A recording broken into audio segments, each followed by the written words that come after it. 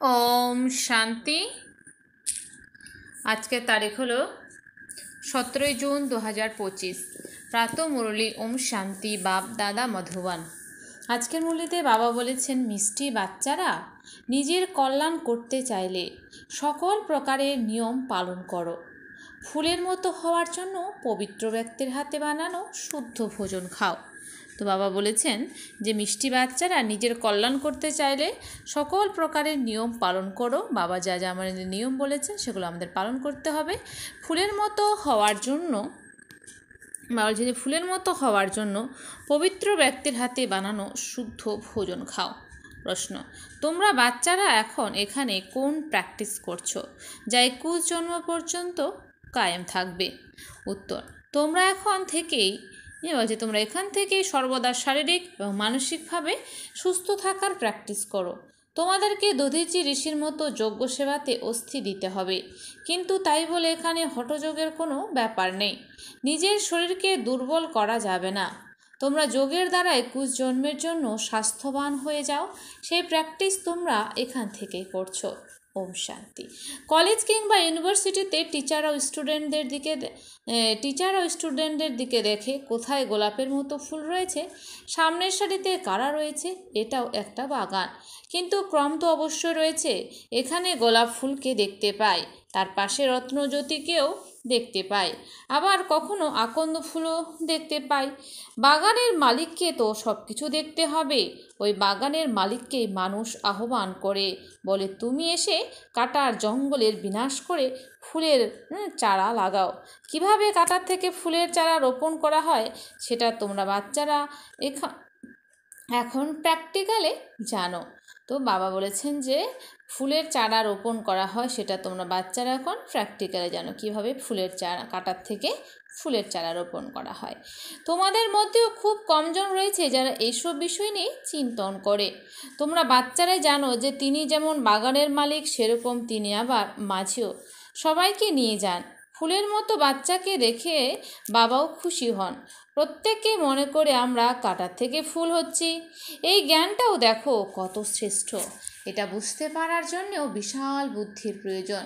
এরা সকলেই কলিযুগের বা নরকের বাসিন্দা। তোমরা এখন স্বর্গবাসী হচ্ছ। সন্ন্যাসীরা তো ঘরবাড়ি ছেড়ে পালিয়ে যায়। তোমাদের এভাবে পালিয়ে যাওয়ার দরকার নেই। অনেকের বাড়িতে একজন কাটা তো একজন ফুল। বাবাকে কেউ জিজ্ঞেস করে, বাবা সন্তানের কি বিয়ে দেব? তো বাবাকে অনেক ভাই বোনেরা জিজ্ঞেস করে, বাবা সন্তানের বিয়ে দেব? বাবা বলেন, দিতে চাইলে দাও, ঘরের মধ্যে সামলে রেখো। জিজ্ঞাসা করার অর্থই হলো তার সাহস নেই। জিজ্ঞাসা করা মানে তার সাহস নেই। তাই বাবাও বলে দেন, করতে চাইলে করো। অনেকে বলে, আমার তো শরীর ভালো নয়, তাই বৌমা এলে তার হাতে রান্না খেতেই হবে। তো অনেকে বাবাকে বলে যে আমার শরীর ভালো নয়, তাই বৌমা এলে তো তার হাতে রান্নাই খেতে হবে। বাবা বলেন, খেতে চাইলে খাও। তিনি কি আর না বলবেন? পরিস্থিতি এমন হয়ে যায় যে খেতেই হয়, কারণ তার প্রতি মোহ রয়েছে। ঘরে বৌমা এলে এমন কাণ্ড করবে যে বলার কথা নয়, যেন দেবী এসেছে। কত খুশি হয়ে যায়। কিন্তু এই ব্যাপারটাও তো বুঝতে হবে, আমরা যদি ফুলের মতো হতে চাই তবে অবশ্যই কোনো পবিত্র ব্যক্তির হাতে খেতে হবে। এর জন্য নিজেকেই ব্যবস্থা করতে হবে। এতে জিজ্ঞেস করার কি আছে? বাবা বোঝাচ্ছেন, তোমরা তো দেবতা হচ্ছ, এর জন্য এই নিয়ম পালন করতে হবে। যত ভালো করে নিয়ম পালন করবে তত তোমার কল্যাণ হবে। ভালো করে নিয়ম পালন করতে গেলে কিছু পরিশ্রম তো হবেই। রাস্তায় যদি খিদে পায় তবে সাথে করে খাবার নিয়ে যাও। যদি কোনো সমস্যা হয়ে যায় কিংবা কোনো উপায় না থাকে তবে স্টেশনে কারোর কাছ থেকে 2 পাউন্ড রুটি কিনে খাও। কেবল বাবাকে স্মরণ করতে থাকো। এটাকেই যোগ বলা হয়। এক্ষেত্রে হঠযোগের কোনো ব্যাপার নেই। তো বাবা বলেছেন যদি কোনো অসুবিধা থাকে তাহলে স্টেশনে বলছে পাউরুটি কিনে খাও।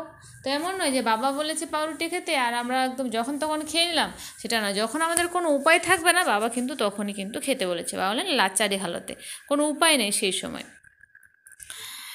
তো এক্ষেত্রে হঠযোগের কোনো ব্যাপার নেই। শরীরকে কখনোই দুর্বল করা উচিত নয়, তবে যজ্ঞ সেবাতে দধিচি ঋষির মতো অস্থি দিতেই হবে।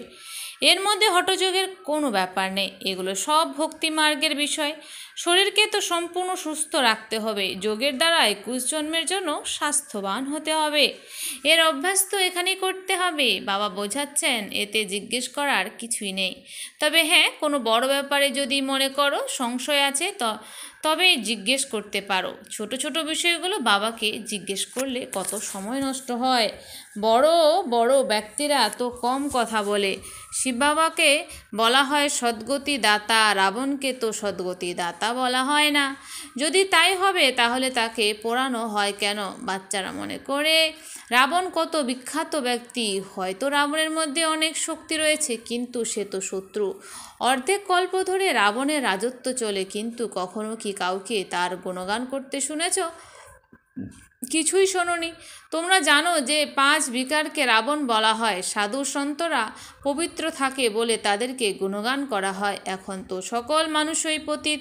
যে কোনো ব্যক্তি আসুক না কেন, মনে করো খুব বড় ব্যক্তি এসে বাবার সাথে দেখা করতে চাইলো, বাবা তাকে কি জিজ্ঞেস করবেন? এটাই জিজ্ঞেস করবেন যে রাম রাজ্য আর রাবণ রাজ্যের ব্যাপারে কি কখনো শুনেছ? মানুষ এবং দেবতাদের কথা শুনেছ? এখন মানুষের রাজত্ব চলছে নাকি দেবতাদের? মানুষ কারা আর দেবতা কারা? দেবতারা কোন রাজত্বে ছিল? দেবতারা তো সত্য যুগেই ছিল। সেখানে রাজা রানী যেরকম ছিলেন, প্রজারাও সেরকম ছিল। তোমরা জিজ্ঞেস করতে পারো যে এই দুনিয়াটা নতুন নাকি পুরনো? সত্যযুগে কাদের রাজত্ব ছিল, এখন কাদের রাজত্ব চলছে? ছবি তো সামনেই রয়েছে। ভক্তি কি আর জ্ঞান কি, স্বয়ং বাবা এগুলো বসে থেকে বোঝান। যে বাচ্চা বলে বাবা ধারণা হচ্ছে না, তাকে বাবা বলেন, আরে বাবা এবং উত্তরাধিকারের বিষয়টা তো সহজ। অল্প অর্থাৎ বাবা বলেছেন আমাকে স্মরণ করলেই উত্তরাধিকার পেয়ে যাবে। ভারতে শিব জয়ন্তী পালিত হয়, কিন্তু তিনি কবে ভারতে এসে স্বর্গ বানিয়েছিলেন? মানুষ জানে না যে এই ভারতই আগে স্বর্গ ছিল, ভুলে গেছে। তোমরাও বলবে যে আমরাও আগে জানতাম না যে আমরা স্বর্গের মালিক ছিলাম। এখন বাবার দ্বারা আমরা পুনরায় দেবতা হচ্ছি। আমি তোমাদেরকে বোঝাচ্ছি, মানে শিব বাবা আমাদেরকে বোঝাচ্ছে। 1 সেকেন্ডে জীবন মুক্তির গায়ন রয়েছে, কিন্তু এই কথাটার অর্থ তো কেউই বোঝে না। 1 সেকেন্ডেই তোমরা স্বর্গের পরী হয়ে যাও।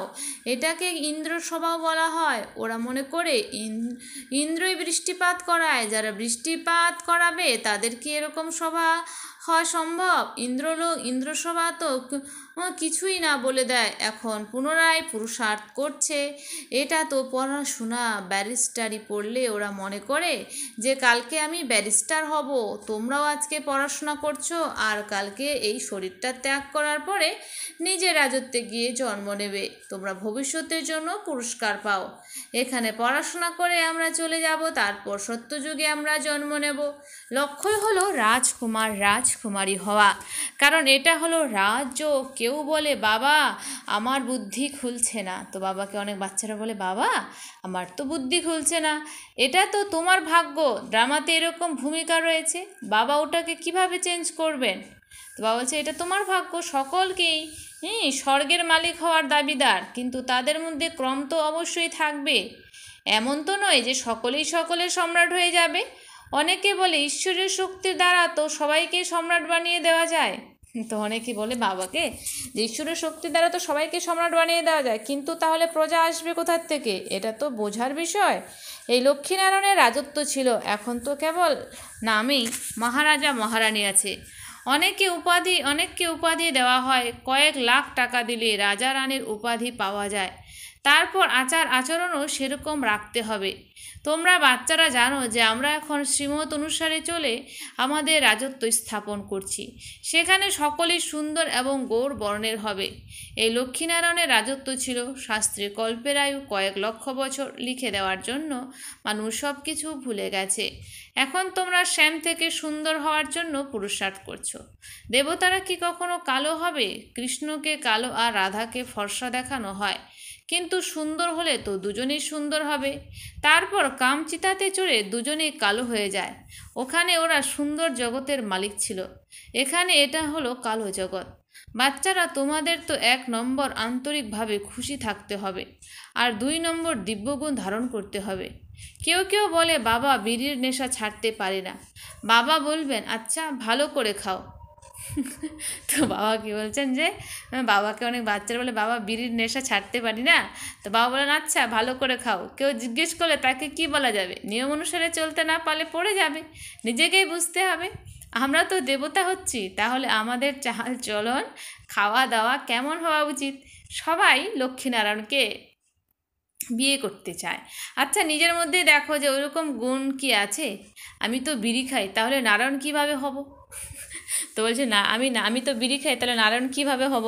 এই বিষয়ে নারদের একটা গল্প আছে, তবে নারদের মাধ্যমে তো কেবল একজনের কথা বলা হয়নি। তো বাবা বলছে একজন না, তো নারদের কথা বলা হয়নি, এরকম নারদ অনেকই আছে। সকল মানুষও এরকম ভক্ত নারদ। বাবা বলেছেন, বাচ্চারা, আমার ভবিষ্যতের দেবতারা, তোমরা অন্তর্মুখী হয়ে নিজের সাথে কথা বলো যে আমরা তো দেবতা হচ্ছি, তাই আমাদের চালচলন কেমন হওয়া উচিত। আমরা যেহেতু দেবতা হচ্ছি, তাই মদ্যপান ধূমপান করতে পারি না, বিকারের বশীভূত হতে পারে না, কোনো পতিত ব্যক্তির হাতে খেতে পারে না, নয়তো স্থিতির উপরে তার প্রভাব পড়বে। বাবা নিজে বসে থেকে এসব বিষয় বোঝান। ড্রামার রহস্যকে কেউ জানে না, এটা তো নাটক। বাবা বলছে ড্রামার রহস্যকে তো কেউই জানে না, এটা হচ্ছে একটা নাটক। সকলেই যে যার ভূমিকা পালন করছে। আমরা আত্মারা উপর থেকে আসি, দুনিয়ার সকল আত্মাকেই পার্ট প্লে করতে হবে। প্রত্যেকে নিজস্ব নিজের পার্ট রয়েছে, অসংখ্য একটা রয়েছে, সবাই পার্ট প্লে করছে। এটা হলো ভ্যারাইটি ধর্মের বৃক্ষ। যে যে গাছে কেবল আম হয় তাকে ভ্যারাইটি গাছ বলা যাবে না, ওতে তো কেবল আমই হয়। এই বৃক্ষ হলো মনুষ্য সৃষ্টির বৃক্ষ, এর নাম ভ্যারাইটি ধর্মের বৃক্ষ। বীজ তো একটাই, কিন্তু মানুষের ভ্যারাইটি দেখো কত রকমের। হ্যাঁ, তো মানুষের দেখো ভ্যারাইটি কত রকমের, সবাই আলাদা আলাদা। বাবা বসে থেকে এগুলো বোঝাচ্ছেন। মানুষ তো কিছুই জানে না, বাবাই মানুষের বুদ্ধিকে পরশসম বানিয়ে দেন। তোমরা বাচ্চারা জানো যে এই পুরনো দুনিয়ার তো আর মাত্র কয়েকটা দিন। আগের কল্পের মতো এই কল্পেও চারা লাগানো হচ্ছে। ভালো প্রজা, সাধারণ প্রজাদের চারাও রোপণ করা হচ্ছে। এখানে রাজধানী স্থাপন হচ্ছে। বাচ্চাদেরকে সকল বিষয়তে বুদ্ধি খাটাতে হবে। এমন নয় যে মুরলি না শুনলেও চলবে, এখানে বসে থেকেও বুদ্ধি বাইরের দিকে চলে যায়। এমন অনেকে আছে যারা সামনে বসে মুরলি শোনার সময় খুব খুশি হয়, মুরলি শোনার জন্য বাড়ি থেকে পালিয়ে আসে। স্বয়ং ভগবান পড়াচ্ছেন, এরকম ক্লাস কি মিস করা উচিত? তো বলছেন স্বয়ং ভগবান পড়াচ্ছেন, এরকম ক্লাস কি মিস করা উচিত? টেপের মধ্যে তো হুবহু রেকর্ড হয়, ওটাও শুনতে হবে। কোনো ধনী ব্যক্তি যদি কিনে আনে তবে গরিবরাও শুনতে পারবে। কতজনের কল্যাণ হবে? গরিব বাচ্চারাও নিজেদের ভাগ্যকে শ্রেষ্ঠ বানাতে পারে। বাবা তো বাচ্চাদের জন্য বাড়ি বানাচ্ছেন। গরিব বাচ্চারাও মানি অর্ডার করে দেয়, বলে বাবা এটা দিয়ে একটা ইট কিনে বাড়ি বানানোর কাজে লাগিয়ে দেবে, আর 1 টাকা যোগ্য সেবায় দিয়ে দেবে। তো এটা অনেক দিনের যেহেতু মুরলি, তো 1 টাকার, কিন্তু সেই সময় এটা হচ্ছে সাকার মুরলি, যখন ব্রহ্মা বাবা ছিলেন। ধরে নেন যে এটা 1950 সালের মুরলি। তো এখন তো 2000 হয়ে গেছে। সেই সময় বাবা যেরকম 1937 সালে থেকে বাবা জ্ঞান দিচ্ছিলেন আমাদের, তো এটা হচ্ছে অনেক আগেকার মুরলি, তার জন্য সেই সময় 1 টাকার ভ্যালুই কিন্তু অনেক ছিল। মানুষ হাসপাতাল ইত্যাদি বানানোর জন্য কত কত খরচা করে। ধনী ব্যক্তিরা সরকারকে অনেক সাহায্য করে, পরিবর্তে তারা কি পায়? ক্ষণিকের সুখ ভোগ করে। তারা ক্ষণিকের সুখ। এখানে তোমরা যা কিছু করছো সব 21 জন্মের জন্য। দেখছো যে বাবা তো সব কিছুই দিয়েছেন, বিশ্বের প্রথম মালিক হয়েছিলাম 21 জন্মের জন্য। এরকম চুক্তিতে কে না রাজি হবে? তাই তো তাকে ভোলানাথ বলা হয়। এটা এই সময়ের কথা, তিনি কতই না ভোলা। বলেছেন যা কিছু করার আছে এখনই করে নাও। কত গরিব বাচ্চারা আছে জামা কাপড় সেলাই করে পেট চালায়। বাবা জানেন যে এইসব বাচ্চারা খুব উঁচু পদ পাবে, তো এরকম বাচ্চারাও খুব উঁচু পদ পাবে। সুদামার উদাহরণ তো এই জন্যই রয়েছে, 1 মুঠো চালের বিনিময়ে 21 জন্মের জন্য মহল পেয়ে যায়। তোমরা পুরুষার্থের ক্রম অনুসারে এইসব কথা জানো। বাবা বলেছেন আমি হলাম ভোলানাথ। এই ঠাকুর দাদা ব্রহ্মা বাবা তো ভোলা নন, ইনিও বলেছেন যে ভোলানাথ হলেন শিব বাবা, তাই তাকে সওদাগর, রত্নাগর, জাদুঘর বলা হয়। তোমরা বিশ্বের মালিক হয়ে যাও। এখন তো ভারত কাঙ্গাল হয়ে গেছে, প্রজারা ধনী আর গভর্নমেন্ট গরিব হয়ে গেছে। তোমরা এখন বুঝেছো যে ভারত কত শ্রেষ্ঠ ছিল, স্বর্গ ছিল, তার নিদর্শনও রয়েছে। সোমনাথের মন্দির কত হিরে মানিকে সুসজ্জিত ছিল, পরে উট বোঝাই করে নিয়ে গেছে। তোমরা বাচ্চারা জানো যে এই দুনিয়ার পরিবর্তন এখন অবশ্যই হবে, এর জন্য তোমরা প্রস্তুত হচ্ছ। যে করবে সে পাবে। মায়া অনেক বিরোধিতা করে। তোমরা হলে ঈশ্বরের অনুগামী, বাকি সবাই রাবণের দাস। তোমরা শিব বাবার সন্তান, শিব বাবা তোমাদেরকে উত্তরাধিকার দেন। বাবার কথা ছাড়া আর অন্য কোনো বিষয় বুদ্ধিতে আসা উচিত নয়। আচ্ছা, মিষ্টি মিষ্টি আরানিধি বাচ্চাদের প্রতি মাতা পিতা বাপ দাদার স্মরণে স্নেহ সুমন আর সুপ্রভাত। আত্মাদের পিতা তার আত্মারূপী বাচ্চাদেরকে জানাচ্ছে নমস্কার। আমরা সমস্ত আত্মারূপী বাচ্চারা জানাই মাতা পিতা বাপ দাদাকে স্নেহ সুমন আর নমস্কার। ধারণার জন্য মুখ্য সার 1 নাম্বার, অন্তর্মুখী হয়ে নিজের সঙ্গে কথা বলতে হবে। অন্তর্মুখী হয়ে নিজের সঙ্গে কথা বলতে হবে।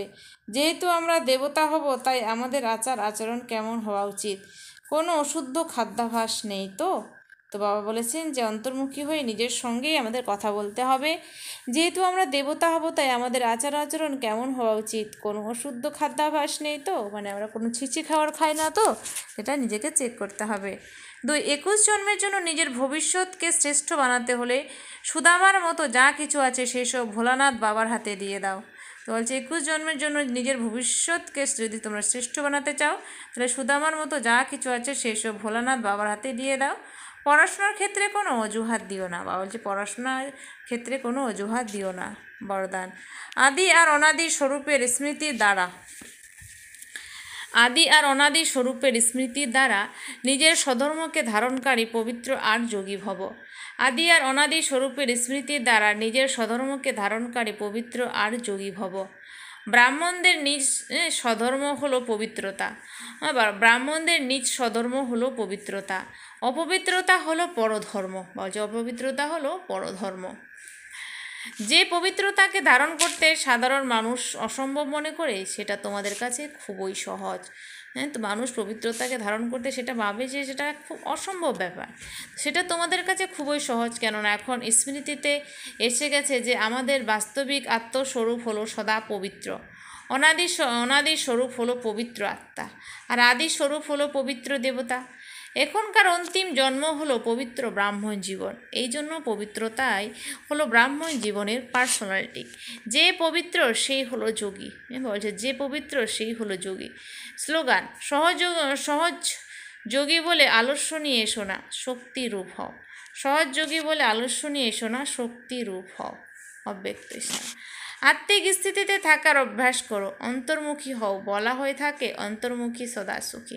তাদেরকে কোনো বাইরের আকর্ষণ আকর্ষিত করতে পারবে না। কখনো মন্মথ কখনো পরমথ আকর্ষিত করতে পারবে না। অন্তর্মুখী সদা সুখী থাকে। সুখদাতার বাচ্চা মাস্টার সুখদাতা হবে, বাহিরমুখী থেকে মুক্ত হবে। অন্তর্মুখী সদা সুখী থাকে, সুখদাতার বাচ্চা মাস্টার সুখদাতা হবে, বাহিরমুখী থেকে মুক্ত হবে। আচ্ছা, ওম শান্তি। ধন্যবাদ বাবা আজকের এই সুন্দর মিষ্টি মুরগি।